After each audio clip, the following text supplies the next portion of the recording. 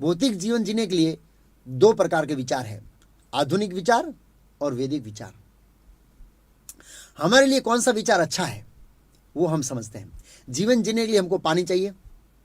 वैदिक विचार है कि हम बारिश पर निर्भर रहें, और वैज्ञानिकों का विचार है कि सब जगह पानी पहुंचाने के लिए वैज्ञानिकों ने कैनाल बनाया है। लेकिन कैनाल में पानी कहां से आएगा? नदियों से आएगा। नदियों में पानी कहां से आएगा? बारिश से आएगा। बारिश से आएगा तब नदी भरेगी ना, और नदियों के बाद फिर पानी कैनाल में जाएगा। इसलिए अंततः हम बारिश पर निर्भर हुए। फिर है व्यक्ति को कमाने के लिए या जीवन जीने के लिए कुछ साधन चाहिए, अर्थ उपार्जन का साधन। तो वैदिक विचार है गोरक्षा और खेती करना, जो जीव का स्वाभाविक कार्य है। जो जीवन टिकाने के लिए खेती करना और गायों की रक्षा करना पर्याप्त है। लेकिन उसके जगह आधुनिक विचार है वो फैक्ट्रियां लाया है। तो क्या अनाज फैक्ट्री में मिलेगा? ऐसी कोई फैक्ट्री है जिसमें अनाज बनता हो? शिला प्रभुपाद जी कहते थे कि आजकल लोग खेती करने की जगह फैक्ट्री खोल रहे हैं। तो क्या लोहे के जो नट बोल्ट होते हैं वो खाएंगे क्या? जीवन जीने के लिए तो अनाज चाहिए। आप देख सकते हैं कि दिन प्रतिदिन अनाज का महंगा हो रहा है, अनाज का भाव बढ़ रहा है, अनाज बहुत महंगा हो रहा है। तो वैदिक पद्धति है खेती करना और गाय की रक्षा करना। गाय से दूध मिलता है जो जीवन जीने के लिए अमूल्य है। फिर है स्त्रियों की रक्षा। वैदिक विचारधारा है कि स्त्रियों का रक्षण करना चाहिए, जिससे बहुत सारा पारिवारिक नुकसान होने से बचा जा सकता है। लेकिन आधुनिक विचार कंप्लीट उल्टे और अलग है। आधुनिक विचार है कि स्त्रियों को स्वतंत्रता देना चाहिए, उसको स्वतंत्र रखना चाहिए। हम स्त्री स्वतंत्रता का परिणाम देख सकते हैं। इतने सारे परिवार टूट रहे हैं क्योंकि तलाक हो रहे हैं। कितने लोगों का जीवन बर्बाद हो रहा है, कितनी स्त्रियों का शोषण हो रहा है, आप सोच भी नहीं सकते हैं। इतनी स्त्रियों का शोषण हो रहा है। बड़े बड़े समाज के जो आगे मान लोग हैं वो लोग भी प्रोत्साहन दे रहे हैं कि स्त्रियों की जो शक्ति है उसको बाहर निकालो। स्त्रियों का घर में क्या काम है, स्त्रियों को घर से बाहर लाओ, क्योंकि जब स्त्रियां घर से बाहर निकलेगी तब हम उसका भोग कर सकते हैं। जब तक स्त्रियां घर में बैठी रहेगी तो हम उसको भोगेंगे कैसे?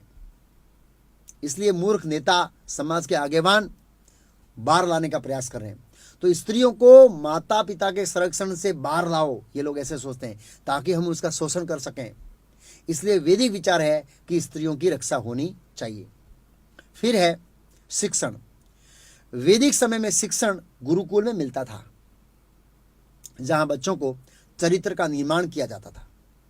लेकिन उसकी जगह आधुनिक युग में मॉडर्न एजुकेशन दे रहे हैं, और मॉडर्न एजुकेशन के माध्यम से हम बच्चों को नौकर अथवा मजदूर बना रहे हैं और उनका जीवन बर्बाद कर रहे हैं। बर्बाद, जिसकी आप कल्पना भी नहीं कर रहे हैं, सोच भी नहीं सकते हैं कि कैसे बच्चों का जीवन बर्बाद हो रहा है।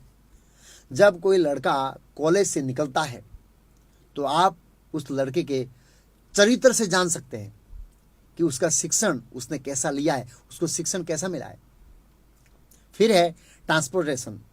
वैदिक जीवन में ट्रांसपोर्टेशन की जरूरत नहीं पड़ती थी। क्यों? क्योंकि जो चीज़ चाहिए वो गांव में मिलती थी और खेत में सब अनाज उगाते थे।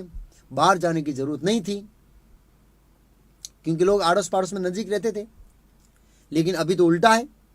एक भाई मुंबई में रहता है, मम्मी पापा गुजरात में रहते हैं, बहन दिल्ली में रहती है, दूसरे संबंधी साउथ इंडिया में रहते हैं। ऐसे तो ऐसे अलग अलग जगह में क्या बढ़ गए हैं। इसलिए कितना सारा ट्रांसपोर्टेशन खर्चा होता है उसको मिलने के लिए, और चीज़ों को खरीदने के लिए हमको बहुत दूर ट्रांसपोर्टेशन में जाना पड़ता है। और आधुनिक विचार में ऑटोमोबाइल है ट्रांसपोर्टेशन के लिए, लेकिन इसका परिणाम बहुत खराब है। आप न्यूज़पेपर में देख सकते हैं, रोज हजारों लोग मर रहे हैं। वैदिक समय में ऊंट, घोड़े, रथ और बैलगाड़ी पर जाते थे। ऊंट के ऊपर से गिरने से कोई मरता नहीं है, ज़्यादा से ज़्यादा फ्रैक्चर होता है, उससे ज़्यादा कुछ भी नहीं होगा। लेकिन आधुनिक ऑटोमोबाइल के कारण रोज हजारों लोग मर रहे हैं, हम पेपर में देख रहे हैं, हजारों लोग मर रहे हैं। फिर है पोल्यूशन का प्रमाण, पोल्यूशन कितना बढ़ रहा है। मेट्रो सिटी में जाएंगे तो हमारी स्थिति बहुत खराब हो जाएगी। अभी हम लोग पानी की बोतल लेकर घूम रहे हैं ना, साथ में पानी की बोतल लेकर घूमते हैं, लेकिन थोड़े समय के बाद ऑक्सीजन की बोतल लेकर घूमना पड़ेगा। मैं मजाक नहीं कर रहा हूं, ऐसा समय आने वाला है। एक वैज्ञानिक ने कहा कि हम पक्षियों की तरह हवा में जा सकते हैं, मछलियों की तरह पानी में तैर सकते हैं, लेकिन मनुष्यों की तरह पृथ्वी पर नहीं चल सकते। क्यों? क्योंकि पोल्यूशन बढ़ गया है। यह ऑटोमोबाइल्स का मुख्य दोष है। फिर है दवाइयां। वैदिक विचार में आयुर्वेदिक दवा है, आयुर्वेदिक दवा का साइड इफेक्ट नहीं है, लेकिन एलोपैथिक में बहुत सारा साइड इफेक्ट है। एलोपैथिक रोग को दबाती है, सही नहीं करती है, लेकिन आयुर्वेदिक दवा रोग को मूल से नष्ट कर देती है। यह तो कुछ उदाहरण हैं, ऐसे बहुत सारे उदाहरण हैं जो साबित करते हैं कि कैसे भौतिक जीवन जीने के लिए वेदों का जो मार्गदर्शन है वो परफेक्ट है, पूर्ण है।